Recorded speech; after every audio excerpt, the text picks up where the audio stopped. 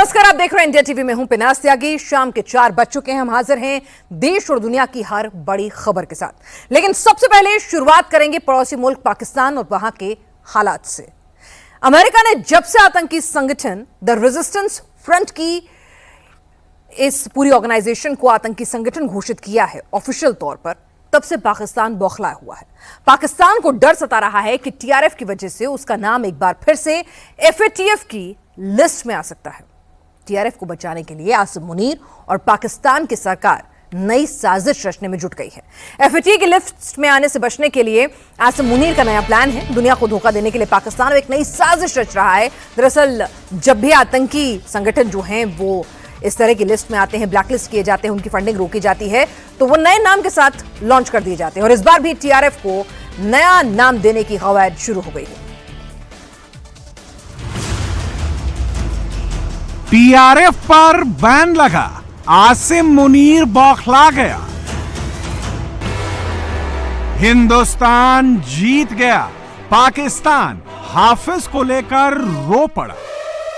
अमरीकी हुकूमत ने फैसला किया है कि वो रेजिस्टेंस फ्रंट जो को एक फॉरेन टेररिस्ट ऑर्गेनाइजेशन जो है वो डिक्लेयर करेंगे। आपको याद होगा कि पहले पता चला था कि रेजिस्टेंस फ्रंट जो है उसने जो पहलगाम का वाक़या है उसकी को कबूल किया था, बाद में पता चला उसने नहीं कबूल किया। रेजिस्टेंस फ्रंट जो है कहा जाता है एक मिलिटेंट ग्रुप है जो कि 2019 में बना था और कहा यह जाता है, इंडिया का वर्जन ये है इसके ऊपर कि ये लश्कर तैयबा का फ्रंट है। मोदी छोड़ेगा नहीं, पाकिस्तान में हल्ला मचा। यूनाइटेड नेशन की तरफ से एकदम से पहलगाम हमले के साथ टीआरएफ को लिंक करना और उनको बैन करना इंडिया की बिग विक्ट्री है। इंडिया के अंदर जश्न मनाया जा रहा है क्योंकि काफी टाइम से इंडिया जो है इस खोज में लगा हुआ था कि उसको सपोर्ट मिले और टीआरएफ को बैन किया जाए। ऑपरेशन सिंदूर 2.0 जारी, अब हाफिज और मसूद की बारी।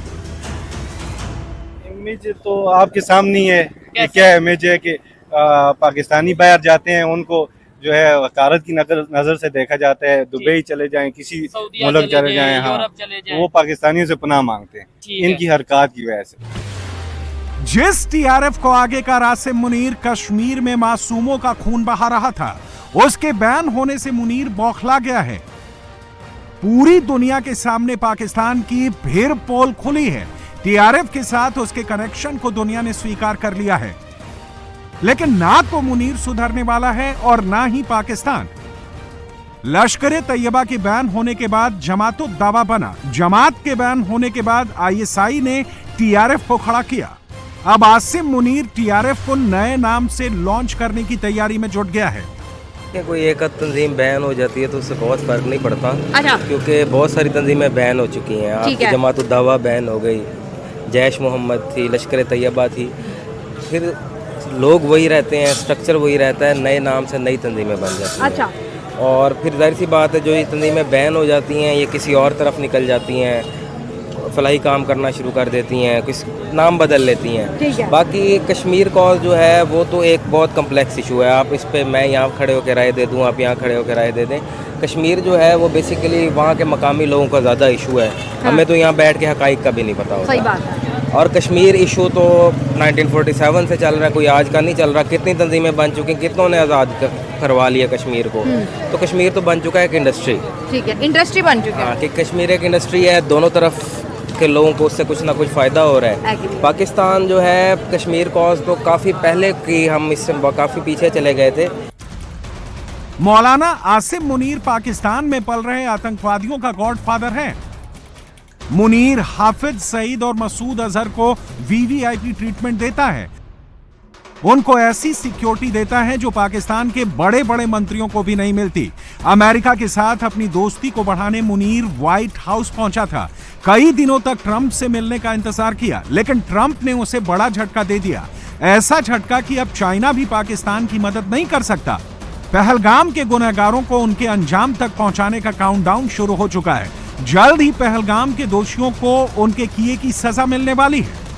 पाकिस्तान में इस तरह के लोग आपको ना सिर्फ ये कि ये पॉलिटिकल रैली तो खैर होती रहती है, कभी हाफिज सईद की तो कभी मसूद अजहर के ग्रुप की या किसी और ऐसा टेरर ग्रुप जो कि सारी दुनिया जिसको बैन कर चुकी है, सारी दुनिया जिसको टेरर ग्रुप कह चुकी है, लेकिन हमारे लोग हैं कि मानने को तैयार ही नहीं होते और यही कहते हैं कि नहीं जी, ये तो जी पाकिस्तान की खिदमत कर रहे हैं, ये तो इस्लाम की खिदमत कर रहे हैं। मुझे आज भी याद है कि जब हम लोग स्कूल में थे और उस जमाने में जो है वो ये हाफिज सईद को तो खैर अभी रिसेंटली अरेस्ट किया गया है, वरना या कह लीजिए होम अरेस्ट किया गया है। ये बाहर घुमा करता था। जिस किस्म की तकरीरें आप यूट्यूब पे चेक कर सकते हैं हाफिज सईद और दूसरे लोगों की आपको मिलेंगी, उसमें यकीनन नफरत के अलावा कुछ नहीं है।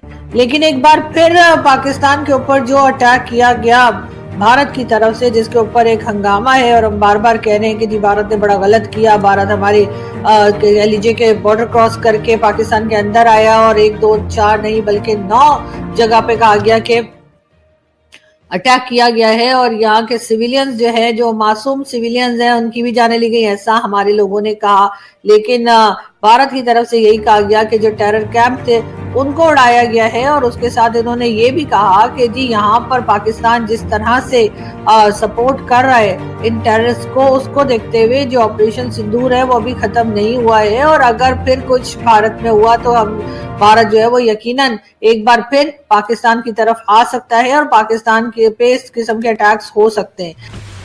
पाकिस्तान की आधी से अधिक आवाम को 2 वक्त की रोटी भी नसीब नहीं हो रही, लेकिन आसिम मुनीर और शहबाज शरीफ की जोड़ी पाकिस्तानी आवाम से टैक्स वसूल कर आतंकवादियों को प्रोटेक्ट करने में जुटी है।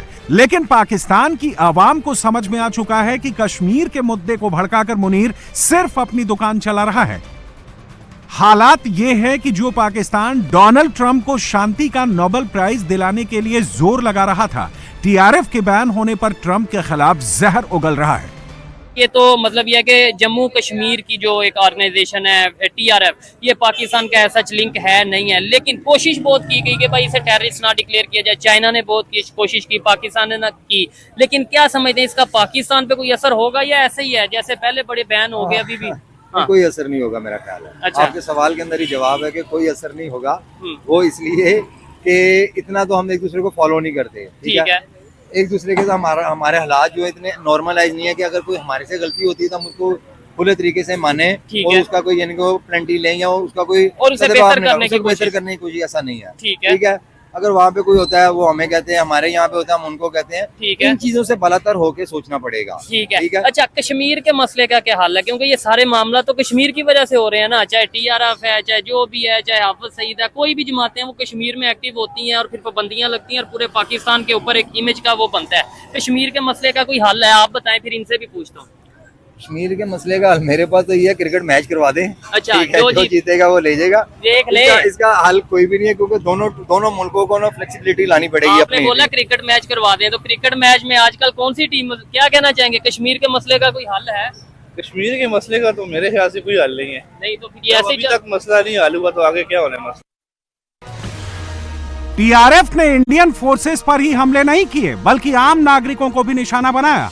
कश्मीर में टारगेटेड किलिंग के पीछे भी टीआरएफ ही शामिल था।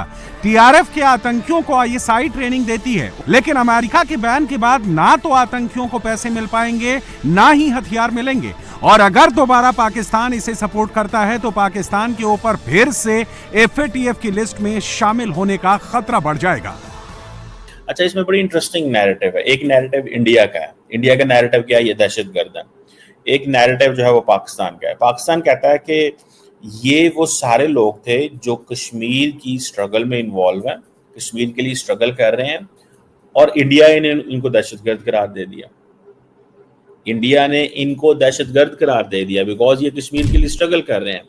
इंडिया किसी भी ऐसी transnational terrorist group, al Qaeda, Islamic state, Daesh वगैरह जो हैं, जो कि वाकई ही दुनिया के लिए खतरा रखते हैं, जिससे अमेरिका की मेनलैंड एंड यूरोप की मेनलैंड को खतरा हो, वो उसमें कोई पार्टिसिपेशन नहीं इंडिया की होती। ना इंडिया की फौज ने कभी उनके खिलाफ लड़ाई की, ना कभी अमेरिका के साथ मिलकर उनको एलिमिनेट किया। इंडिया जो है वो अपनी मर्जी से एक ग्रुप को टेररिस्ट ग्रुप डिक्लेयर करता है जो वो समझता है कि कश्मीर के अंदर हैं, और क्योंकि कश्मीर के अंदर ये सारे के सारे वो हक मांग रहे हैं, डिमांड कर रहे हैं। आतंकियों को सपोर्ट करने की पॉलिसी नई नहीं है। जियाउल हक के समय से ही पाकिस्तान में आतंकियों को आर्मी के जवानों जैसी सुविधाएं मिलती रही हैं। अब इसी सिलसिले को आसिम मुनीर आगे बढ़ा रहा है। पाकिस्तान ने टीआरएफ को बचाने के लिए चाइना से भी गुहार लगाई थी, लेकिन अमेरिका के फैसले के बाद पाकिस्तान की सारी कोशिशें नाकाम हो गई। दोस्तों, पाकिस्तान ने कोशिश की थी कि यूनाइटेड नेशन सिक्योरिटी काउंसिल के अंदर रेजिस्टेंस फोरम का नाम ना आए, और इस हवाले से जब पहलगाम का वाकया हुआ तो पाकिस्तान के जो फॉरेन मिनिस्टर हैं उस वक्त उन्होंने कहा जी कि अगर पहलगाम का नाम आएगा तो साथ जम्मू एंड कश्मीर आएगा, और ये चीज़ जो है दैट वाज देयर, इम्पॉर्टेंट चीज़ थी ये उस वक्त। बहरहाल इसकी सिग्निफिकेंस ये है कि अमेरिका ने आज ये किया है कि अमेरिका ने द रेजिस्टेंस फ्रंट को डेजिग्नेट कर दिया है एज ए टेररिस्ट ऑर्गेनाइजेशन। जिस आतंकी संगठन के हाथ 26 मासूमों के खून से रंगे हुए हैं, जिस संगठन ने नाम और धर्म पूछकर निर्दोषों की जान ली थी, अब उसके खात्मे की शुरुआत हो गई है। अमेरिकी बैन टीआरएफ के अंत का आगाज है। इंडियन फोर्सेस घाटी में छिपे हुए और पाकिस्तान से कश्मीर पहुंच रहे आतंकियों को जल्द ही अंजाम तक पहुंचाने वाली है। 17 जुलाई को बिहार की राजधानी पटना के पारस अस्पताल के शूटआउट कांड में अब बंगाल कनेक्शन सामने आ रहा है। चंदन मिश्रा मर्डर केस में बंगाल में बड़ा एक्शन हुआ है। पारस अस्पताल शूटआउट केस में कोलकाता में एक्शन हुआ। एसटीएफ ने 4 लोगों को पकड़ा है। हिरासत में लिए गए लोगों से बिहार पुलिस अब पूछताछ कर रही है। चंदन की हत्या के बाद तौसीफ के कोलकाता भागने की खबर आई थी। बिहार की राजधानी पटना में अस्पताल के अंदर गैंगस्टर चंदन मिश्रा की हत्या का कनेक्शन अब बंगाल से जुड़ गया है। पटना से करीब 600 किलोमीटर दूर कोलकाता में बिहार एसटीएफ ने एक्शन लिया है। चंदन मिश्रा हत्याकांड में बिहार एसटीएफ ने कोलकाता से 4 लोगों को पकड़ा है। बिहार के राजधानी पटना में पारस अस्पताल में हुई शूटआउट के घटने के कनेक्शन अब बंगाल से जुड़ गई है। बंगाल के न्यू टाउन के ये जो सुखोवृष्टि ये जो आवासन है, इसी M73 इसी जगह पे आज सुबह पुलिस पहुंची थी, और पुलिस पहुंचते हुए इस M73 बिल्डिंग से 2 लोगों को डिटेन किया है। कोलकाता के न्यू टाउन में मौजूद इसी सोसाइटी से बिहार एसटीएफ ने 4 लोगों को पकड़ा है। टावर नंबर M70 के फ्लैट नंबर 206 से 2 लोगों को पकड़ा है, जबकि टावर नंबर M73 के फ्लैट नंबर 406 से भी 2 लोगों को बिहार एसटीएफ ने पकड़ा है। पकड़े गए ये 4 लोग कौन हैं? पारस अस्पताल शूटआउट केस से इनका क्या कनेक्शन है? बिहार एसटीएफ सभी से पूछताछ कर रही है। स्पेशल टास्क फोर्स की टीम आज सुबह इसी 406 नंबर फ्लैट पर पहुंची थी, और इसी जगह से 2 लोगों को डिटेन किया जा चुका है, ऐसे ही खबर मिल पा रही है। और इसी फ्लैट से दोनों को डिटेन करने के बाद यहाँ से पूछताछ के लिए लिया जा चुका है। और जैसे कि अभी तक जानकारी हासिल हो पा रहा है कि बिहार के पारस अस्पताल में जो शूटआउट की घटना हुई है उसके साथ इन 2 लोगों का कनेक्शन है। तो और हाउसिंग कॉम्प्लेक्स के 70 नंबर जो बिल्डिंग है, और उस बिल्डिंग के 206 नंबर फ्लैट, इसी पे आज सुबह बिहार एसटीएफ पहुंचा, और बिहार एसटीएफ पहुंचते हुए सुबह सुबह यहाँ से 2 लोगों को डिटेन किया गया। टोटल 4 लोगों को अभी तक डिटेन किया जा चुका है। उनसे पूछताछ भी किया जा रहा है कि ये जो पूरी घटना हुई है, यानी कि बिहार के पारस अस्पताल में जो शूट आउट की घटना हुई है उसके साथ इनका क्या कनेक्शन है। क्या शूटर उनको कोई फोन करके कोई छिपने का जगह मांग रहे थे, या फिर क्या अन्य कोई घटना थी। पारस अस्पताल शूटआउट केस का मास्टरमाइंड गैंगस्टर शेरू सिंह है, जो पश्चिम बंगाल के पुरुलिया जेल में बंद है। और अब बिहार पुलिस का कोलकाता में 4 लोगों को हिरासत में लेना चंदन मर्डर केस की कई कड़ियों को जोड़ रहा है।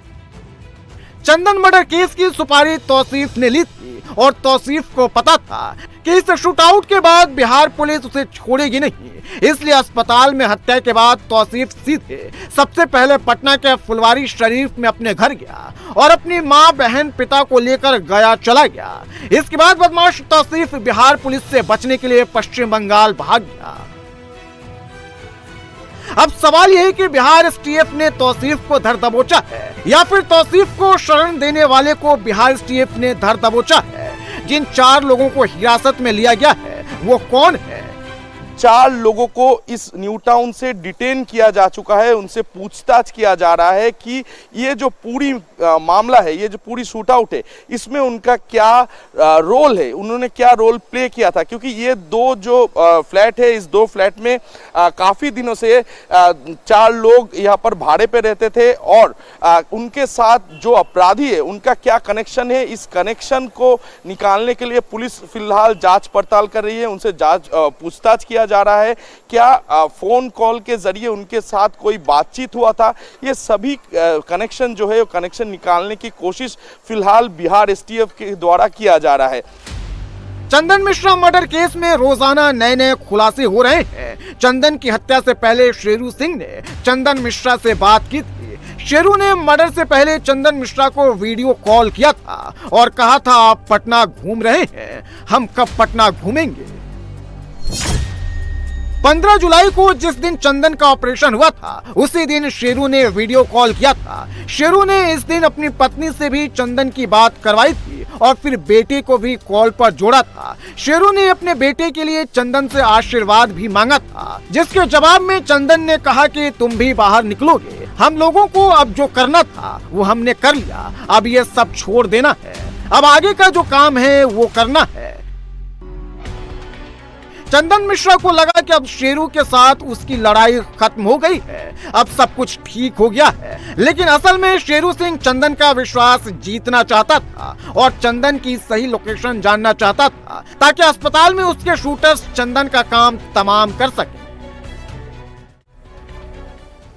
यूपी में क्राइम और क्रिमिनल्स के खिलाफ पुलिस का ऑपरेशन क्लीन जारी है। यूपी में योगी की पुलिस एक्शन मोड में है। यूपी में 3 जगहों पर हाफ एनकाउंटर हुआ है। नोएडा, कौशाम्बी, कुशीनगर में मुठभेड़ की खबर है। कुशीनगर में मुठभेड़ के बाद गौ तस्कर को पकड़ा गया है। नूर आलम के पास से 6 गायें बरामद हुई हैं।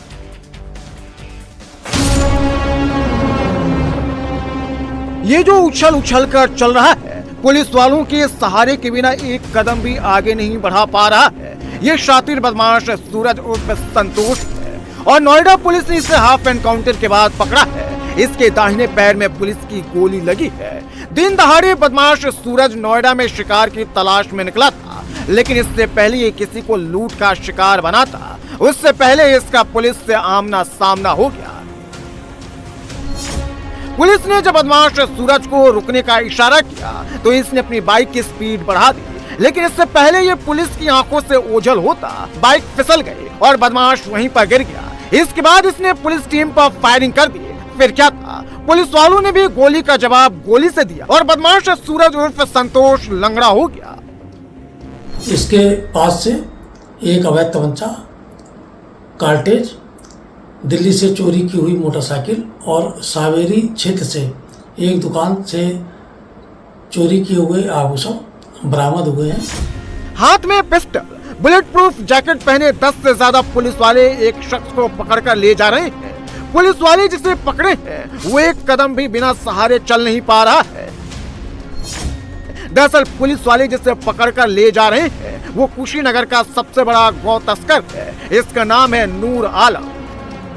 नूर आलम पिकअप वैन से आज भी जानवरों की तस्करी करने निकला था। पिकअप वैन पर गायों को लाद कर तस्करों को डिलीवरी देने निकला था। तभी पुलिस और स्वाट टीम से इसका सामना हो गया। पुलिस ने रोका तो तस्करों ने फायरिंग शुरू कर दी। इसके बाद पुलिस और स्वाट टीम एक्शन में आ गई। दोनों तरफ से कई राउंड फायरिंग हुई, लेकिन पुलिस की गोली से तेज गौ तस्कर नूर आलम भाग नहीं सका और पुलिस की गोली गौ तस्कर के पैर के आर पार हो गई। नूर आलम कुशीनगर और आसपास के इलाकों से गायों की चोरी कर बिहार में तस्करी करता था और इस बार भी गायों को लेकर बिहार में तस्करी करने जा रहा था, लेकिन अब यह फिर कभी गौ तस्करी नहीं करेगा।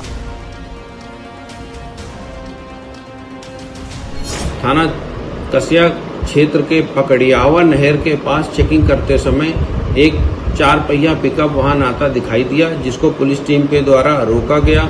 पिकअप वाहन नहीं रुका, परंतु उसके अंदर बैठे व्यक्ति के द्वारा पुलिस पर फायरिंग की गई। प्रतिरक्षा में पुलिस ने भी फायरिंग की, जिसमें वो व्यक्ति घायल हो गया। घायल की पहचान नूर आलम सनाब वकील निवासी जनपद गोपालगंज के रूप में हुई। गौ तस्कर नूर आलम के पास से 6 गौवंश मिले हैं। इसके पास से 315 बोर का एक तमंचा, 2 जिंदा कारतूस, खोखा कारतूस और गोकशी के सामान भी मिले हैं। गोली तो यूपी के कौशाम्बी में भी चली है। रात के अंधेरे में पुलिस वाले जिसे टांग कर ले जा रहे हैं, जो पुलिस वालों के सहारे के बिना चल नहीं पा रहा है, इसके चेहरे, इसकी उम्र और मासूमियत पर मत जाइए। ये एक शातिर लुटेरा है और इसका नाम है धनंजय। कौशाम्बी के मेवा घाट और पिपरी पुलिस टीम चेकिंग कर रही थी, तभी एक संदिग्ध बाइक को रोकने का इशारा किया, लेकिन बदमाशों ने पुलिस टीम पर ही फायर कर दिया और भागने लगे, लेकिन पुलिस की गोली से तेज नहीं भाग पाए। पुलिस की गोली सीधे बदमाश धनंजय के पैर में जाकर लगी, जबकि इसका साथी अंधेरे का फायदा उठाकर फरार हो गया। 18 जुलाई की रात को बदमाशों ने एक व्यापारी को लूटा था और 24 घंटे के अंदर ही 19 जुलाई की सुबह 3 से 4 बजे के बीच में पुलिस ने हाफ एनकाउंटर कर धर दबोचा। बदमाश के पास से 315 बोर का एक तमंचा, 2 जिंदा कारतूस, 2 खोखा कारतूस, लूट का माल और चोरी की एक बाइक बरामद हुई है। यूपी में बदमाशों की लिस्ट लगातार छोटी होती जा रही है। क्राइम और क्रिमिनल्स को लेकर यूपी पुलिस जीरो टॉलरेंस की नीति पर काम कर रही है। यूपी में सीएम योगी का मैसेज क्लियर है, यूपी में रहना है तो फिर क्राइम से तौबा करना होगा, वरना हाफ एनकाउंटर तो तय है। उत्तराखंड के हरिद्वार में आधी रात को अचानक अफरा तफरी मच गई। ट्रैफिक थम गया और ये सब उस रूट पर हुआ जो कांवड़ियों के लिए निर्धारित था। तो सवाल ये कि आधी रात को ऐसा क्या हुआ कि हरिद्वार के नारसन बॉर्डर पर हंगामा मच गया। देखिए इस रिपोर्ट में। कुछ कांवड़िए बीच सड़क पर एक पुलिस वाले को धक्का देकर नीचे गिरा देते हैं। ट्रैफिक थम गया है और बीच सड़क पर रात के अंधेरे में कांवड़ियों का हंगामा चालू है।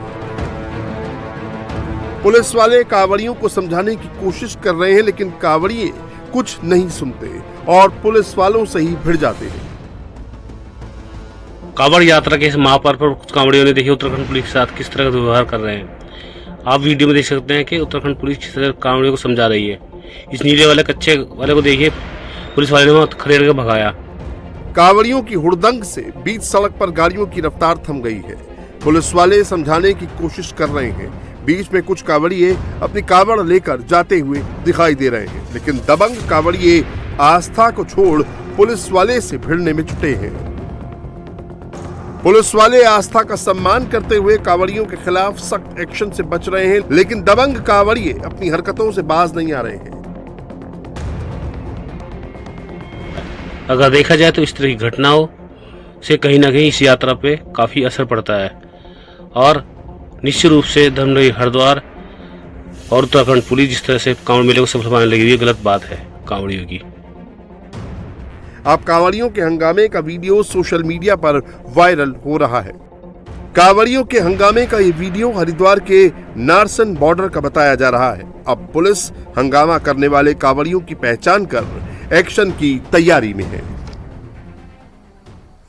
जुलाई में लगातार भारी बारिश हो रही है और जब बारिश नहीं होती है तो गर्मी और उमस लोगों की मुश्किल बढ़ा देती है, लेकिन मौसम का कांवड़ियों के जोश पर कोई असर नहीं दिख रहा। हरिद्वार से अलग अलग इलाकों में कांवड़ लेकर आ रहे कांवड़ियों का जोश देखते ही बन रहा है। यात्रा के दौरान अलग अलग मैसेज देते कांवड़ लोगों के आकर्षण का केंद्र बने हुए हैं।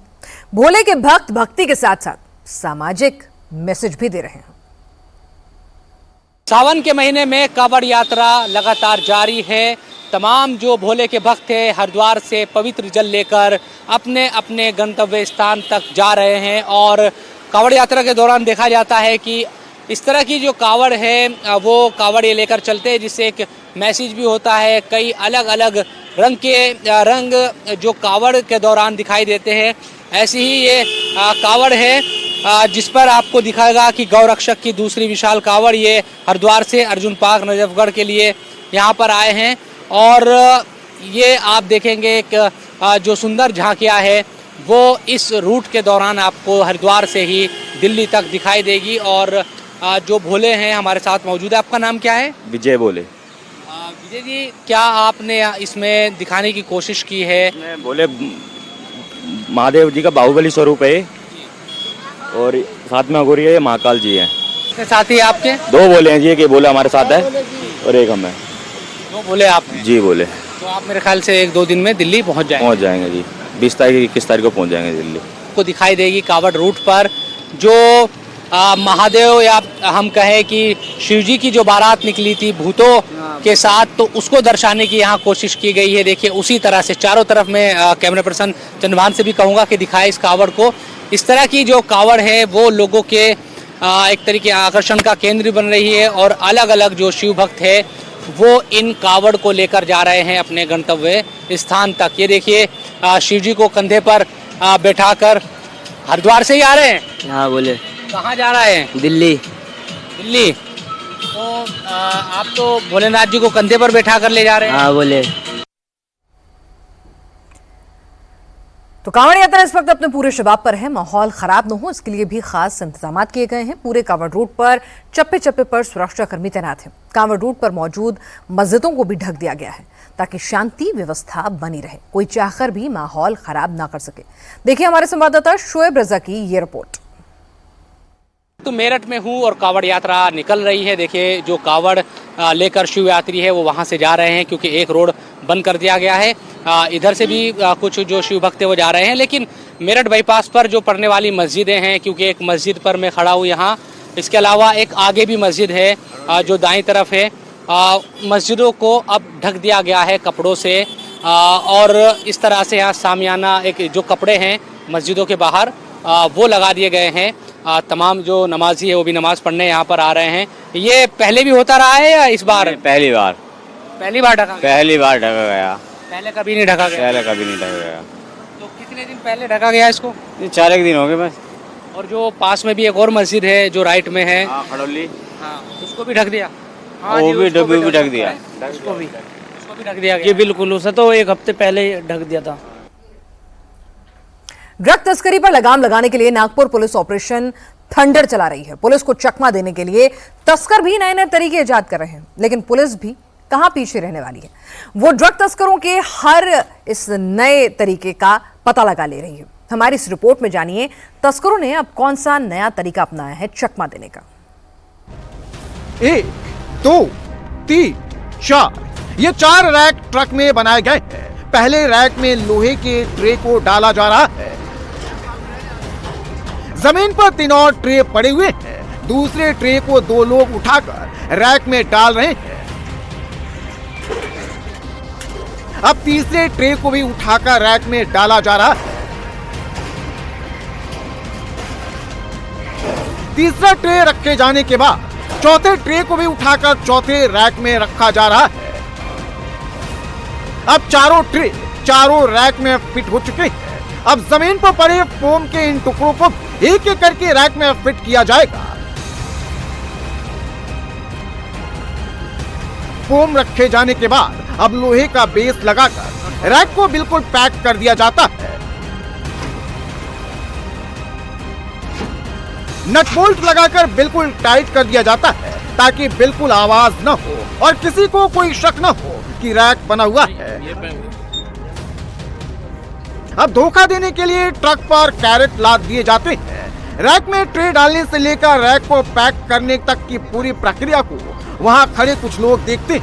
आप सोच रहे होंगे कि आखिर ये हो क्या रहा है, तो जान लीजिए ये गांजा तस्करी का एक तरीका है और सादे कपड़े में जो लोग दिख रहे हैं वो पुलिस वाले हैं। नागपुर पुलिस को जानकारी मिली थी कि ओडिशा से गांजा की तस्करी की जाने वाली है। पुलिस अलर्ट हो गई, जगह जगह गाड़ियों की चेकिंग की जाने लगी। आरोपी ताज मोहम्मद हबीब शेख ये और शैलेंद्र रामलखन गुप्ता ये दोनों मिलके Eicher tempo number MH40 BG 6034 से उड़ीसा से गांजा जो है लेके आ रहे थे। कापसी हैदराबाद हाईवे के बाईपास रोड पे महालक्ष्मी पेट्रोल पंप के पीछे हमने ट्रैप लगा के इस गाड़ी को और आरोपी ताज मोहम्मद शेख और शैलेंद्र गुप्ता इनको हिरासत में लिया।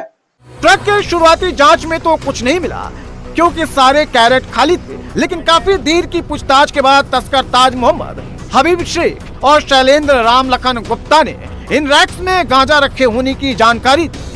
पंचों के सामने 108 पैकेट में जो गांजा था उनका वेट करने पे 106 किलो 850 ग्राम, कुल कीमत 26,71,250 रुपए का गांजा आरोपियों की हिरासत से बरामद किया गया है। इस पूरी कार्रवाई में 106 किलो 850 ग्राम गांजा, एक आइसर टेम्पो, 3 मोबाइल, ऐसी कुल 41,58,450 कीमत का मुद्देमाल जो है जब्त किया गया है। नागपुर शहर की अगर भौगोलिक स्थिति की बात करें तो ये नॉर्थ साउथ और ईस्ट वेस्ट ट्रांजिट रूट से जुड़ा हुआ है। ऐसे में यहाँ से ड्रग्स तस्करी करना आसान हो जाता है। इसी को देखते हुए नागपुर पुलिस ड्रग्स के कारोबार को जड़ से खत्म करने के लिए ऑपरेशन थंडर चला रही है। एमपी के सिवनी में एक और यूपी के मथुरा में 2 दर्दनाक सड़क हादसे हुए हैं और दोनों ही हादसे में कुल 8 लोगों की मौत हुई है, तो वहीं दर्जनों लोग जख्मी हो गए। सिवनी और मथुरा में हादसे की पीछे की वजह क्या रही, ये जानने के लिए हमारी रिपोर्ट देखिए। एमपी के सिवनी का ये इको फ्रेंडली 4 लेन है। एक ट्रक जिसकी रफ्तार तेज है वो जिगजैग तरीके से चल रहा है। एक छोटी कार उस ट्रक के पीछे पहुंचती है। ट्रक के जिगजैग तरीके से चलने की वजह से कार चालक ट्रक के पीछे ही चलने में अपनी भलाई समझता है। काफी दूर तक कार वाला ट्रक के पीछे पीछे ही चलता है। कुछ दूर तक चलने के बाद एक मोड़ आता है। मोड़ पर ट्रक अनियंत्रित होता है और एक सवारी गाड़ी को टक्कर मारते हुए आगे निकल जाता है। टक्कर इतनी भयंकर होती है कि गाड़ी की बॉडी पीछे से टूट जाती है। गाड़ी में बैठे कुछ लोग सड़क पर गिर जाते हैं और गाड़ी 4 लेन पर बने साउंड प्रूफ दीवार से जा टकराती है।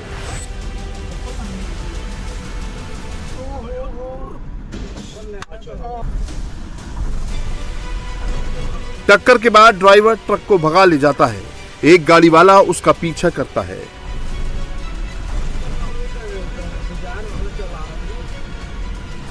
टक्कर के बाद 2 लोगों की तो मौके पर ही मौत हो जाती है।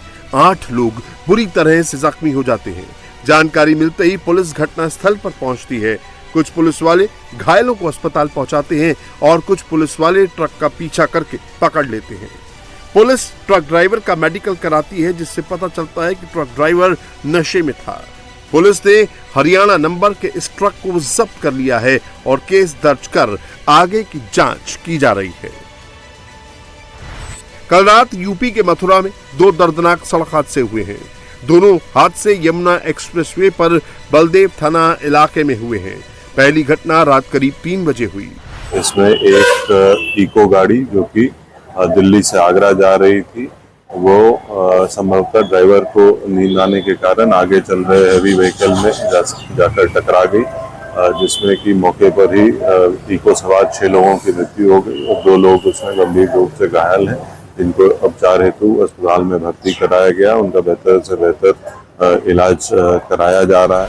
पहली घटना रात को 3 बजे घटी। ठीक इसके 1 घंटे बाद ही यानी 4 बजे एक प्राइवेट बस जो दिल्ली से एमपी जा रही थी, वो डिवाइडर से टकराने के बाद पलट गई, जिसमें कुल 34 लोग घायल हो गए।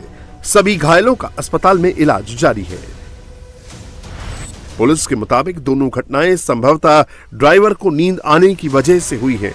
इसीलिए पुलिस इन दोनों सड़क हादसों की गंभीरता से जांच कर रही है। इन दिनों बारिश का मौसम चल रहा है और ऐसे में बाढ़ बारिश के बीच बिन बुलाए मेहमान भी अब रिहायशी इलाके में दिखाई देने लगे। गुजरात के वडोदरा में रिहायशी इलाके में सड़क पर मगरमच्छ वॉक करते दिखाई दिया, तो यूपी के बहराइच में नदी किनारे जानवरों को ले जाना एक महिला पर इतना भारी पड़ा कि उसकी जान तक चली गई। रिपोर्ट देखिए। पानी में एक मगरमच्छ दिखाई दे रहा है। उसने अपने जबड़े में एक इंसान को दबोच रखा है। इंसान का शिकार करते हुए मगरमच्छ को जिसने भी देखा वो हैरान रह गया। तस्वीरें इतनी विभत्स हैं कि आपको दिखा नहीं सकते हैं। नकिया पकड़ ली, सब मेला लगा है, देखिए। इसी नहर के किनारे जानवरों को चराने एक महिला आई थी। वो नहर किनारे बैठी थी, तभी नहर से मगरमच्छ निकला और महिला को अपना शिकार बना लिया। मगरमच्छ ने पहले महिला पर अटैक किया, फिर उसे नहर के अंदर 500 मीटर तक खींचता रहा। मगरमच्छ का हमला और पानी में डूबने के कारण महिला की मौके पर ही मौत हो गई। मगरमच्छ के जबड़े में महिला को देखकर सैकड़ों लोगों की भीड़ इकट्ठा हो गई। महिला के शव को बाहर निकालने की जद्दोजहद शुरू हुई, लेकिन मगरमच्छ शव को लेकर एक जगह से दूसरी जगह लेकर भाग जा रहा था। 2 घंटे की कड़ी मशक्कत के बाद स्थानीय लोगों ने मगरमच्छ के सामने जाल लगाकर शव को बाहर निकाला। मृतक महिला बहराइच के करतनिया घाट वन क्षेत्र के निषाद नगर गांव की रहने वाली थी। मगरमच्छ का तांडव तो गुजरात के वडोदरा में भी देखने को मिला है। बीच सड़क पर मगरमच्छ वॉक कर रहा है, आसपास लोग आ जा रहे हैं। मगरमच्छ आराम से लोगों के बीच टहल रहा है, अपने रास्ते पर चलते जा रहा है। सड़क पर मगरमच्छ के वॉक करने की ये तस्वीर गुजरात के वडोदरा की है। रात को जब लोग सड़क से गुजरे तो बीच सड़क पर मगरमच्छ को टहलते देखकर लोग चौंक गए और रुककर मगरमच्छ की तस्वीरें बनाने लगे। कुछ लोगों ने वन विभाग को सूचना दी। इसके बाद 8 फीट लंबे मगरमच्छ को रेस्क्यू कर विश्वामित्री नदी में छोड़ दिया गया। दरअसल वडोदरा की विश्वामित्री नदी को मगरमच्छों का घर माना जाता है। इस नदी में करीब 1000 मगरमच्छ रहते हैं। विश्वामित्री नदी वडोदरा शहर के बीचों बीच बहती है। ऐसे में जब बारिश के सीजन में नदी में पानी बढ़ने पर ये मगरमच्छ रिहायशी इलाके में आ जाते हैं। मॉनसून के सीजन में मगरमच्छ सिर्फ वडोदरा में ही सैर पर नहीं निकले हैं। वडोदरा से 700 किलोमीटर दूर मध्य प्रदेश के शिवपुरी में भी सैर कर रहे हैं। शिवपुरी की करौंधी कॉलोनी में रात को 9 बजे मगरमच्छ निकलने से अचानक लोग घबरा गए। इलाके में खलबली मच गई। मगरमच्छ से दूर जाने की जगह लोगों ने इसे काबू में किया, फिर उसका मुंह रस्सी से बांधकर इसका वीडियो बना लिया। इस वीडियो में लोग इसे हाथों से उठाए दिख रहे हैं। एक आदमी मगरमच्छ को गोद में पकड़े हुए नजर आ रहा है। उत्तर से लेकर दक्षिण तक भारी बारिश ने हालात बेकाबू कर दिए। राजस्थान, मध्य प्रदेश, उत्तर प्रदेश में तबाही का मंजर है। हैदराबाद में भारी बारिश के बाद जगह जगह जलभराव की स्थिति पैदा हो गई है। राजस्थान के 6 जिलों में स्कूल बंद कर दिए गए तो वहीं मध्य प्रदेश के 16 जिलों में बाढ़ का खतरा मंडरा रहा है। काशी में गंगा नदी का जलस्तर खतरे के निशान के करीब। बिहार के 10 जिलों में भी भारी बारिश का अलर्ट जारी किया गया है। जुलाई के महीने में आसमान से आफत बरस रही है। मैदानी इलाकों में नदियों का रौद्र रूप दिख रहा है तो पहाड़ पर लैंडस्लाइड ने लोगों की मुश्किलें बढ़ा दी हैं। जिन सड़कों पर कभी गाड़ियां चलती थी वो सड़कें समंदर में तब्दील हो चुकी हैं। उत्तर भारत में सैलाबी गदर मचा है। राजस्थान, मध्य प्रदेश, उत्तर प्रदेश में तबाही का मंजर है तो दक्षिण भारत में मूसलाधार बारिश ने लोगों को घरों में कैद कर दिया है।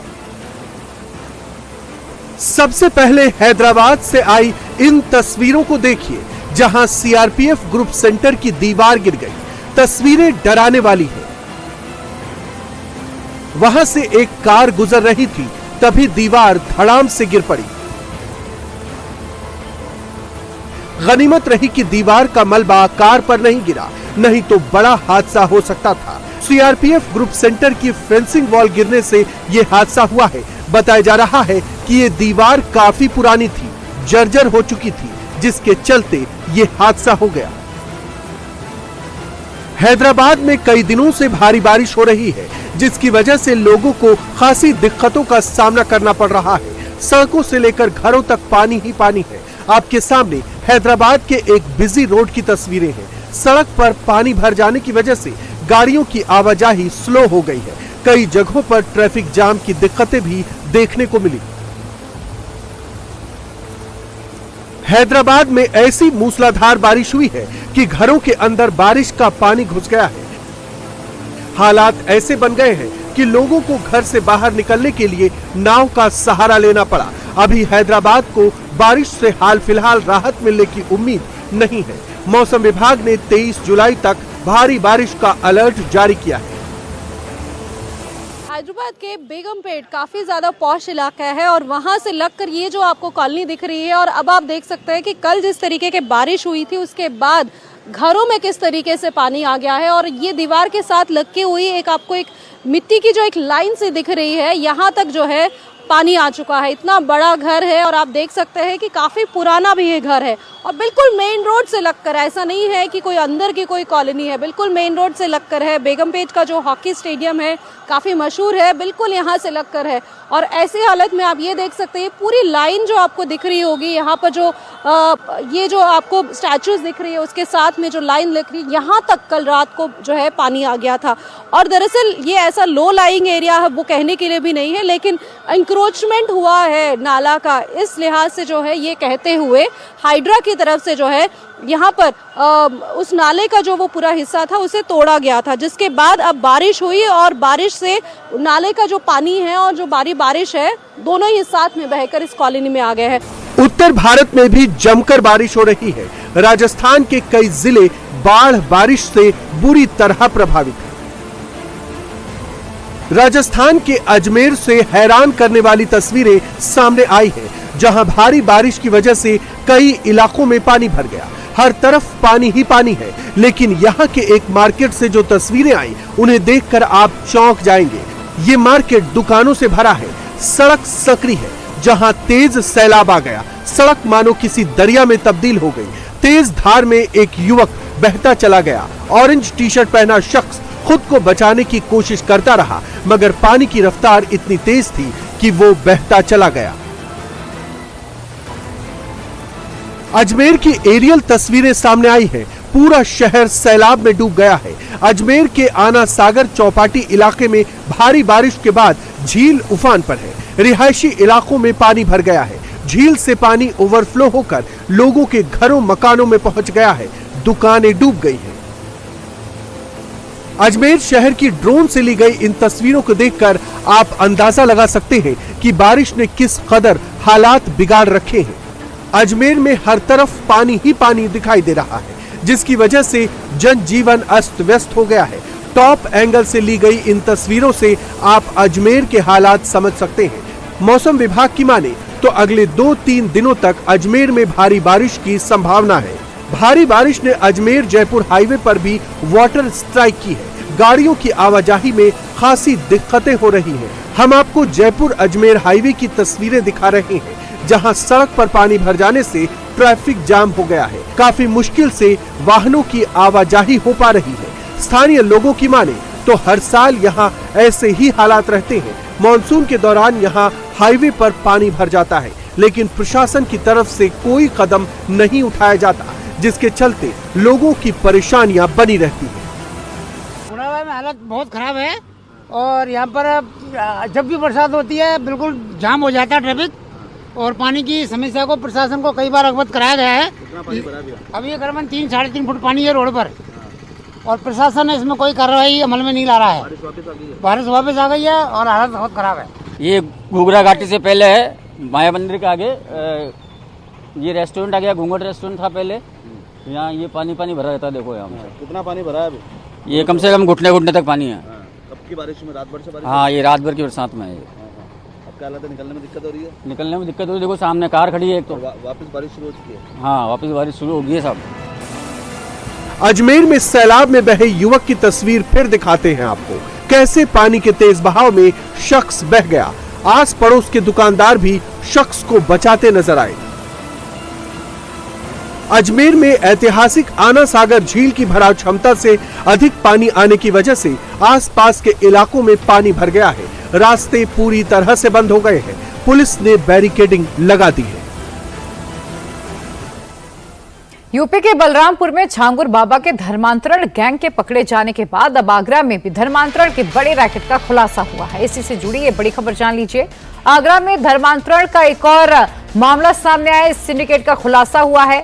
आगरा से अवैध धर्मांतरण से जुड़े 10 लोगों की गिरफ्तारी भी हुई है। 6 राज्यों में यूपी एसटीएफ और एटीएस ने आरोपियों को पकड़ा है। पीएफआई, एसडीपीआई और पाकिस्तानी आतंकियों से कनेक्शन भी निकला है। कनाडा, दुबई, लंदन से आरोपियों का लिंक भी मिला है। आपको बता दें कि इन सभी आरोपियों को यूपी एसटीएफ और एटीएस ने पश्चिम बंगाल, गोवा, राजस्थान, दिल्ली और उत्तराखंड से पकड़ा है।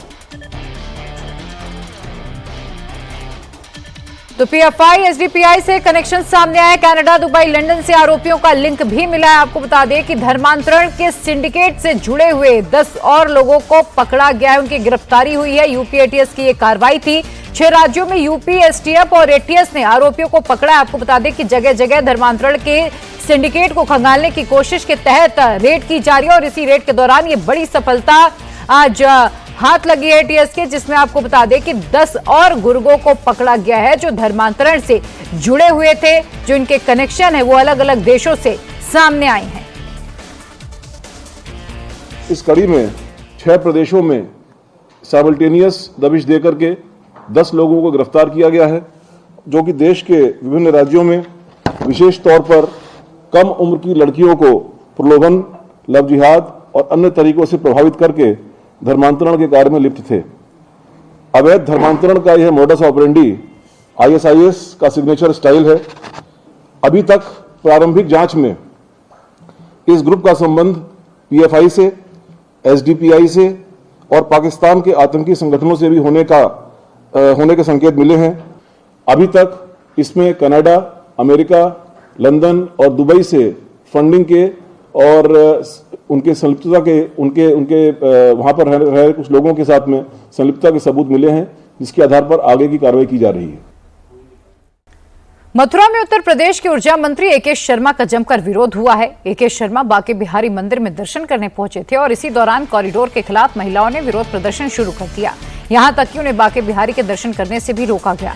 मंदिर के पुजारियों ने बांके बिहारी की प्रतिमा को पर्दे से ढक दिया। हालांकि बाद में कुछ सेकंड के लिए एके शर्मा को बांके बिहारी के दर्शन कराए गए, लेकिन उन्हें प्रसाद नहीं दिया गया। इस दौरान पुलिस और प्रदर्शनकारियों में झड़प भी हुई। तो तस्वीरें आपको दिखा रहे हैं जहां मथुरा में ऊर्जा मंत्री एके शर्मा का जमकर विरोध हुआ। दरअसल बांके बिहारी मंदिर में कॉरिडोर बनाने का वहां के लोग विरोध कर रहे हैं। महिलाओं ने एके शर्मा के सामने जमकर प्रदर्शन भी किया।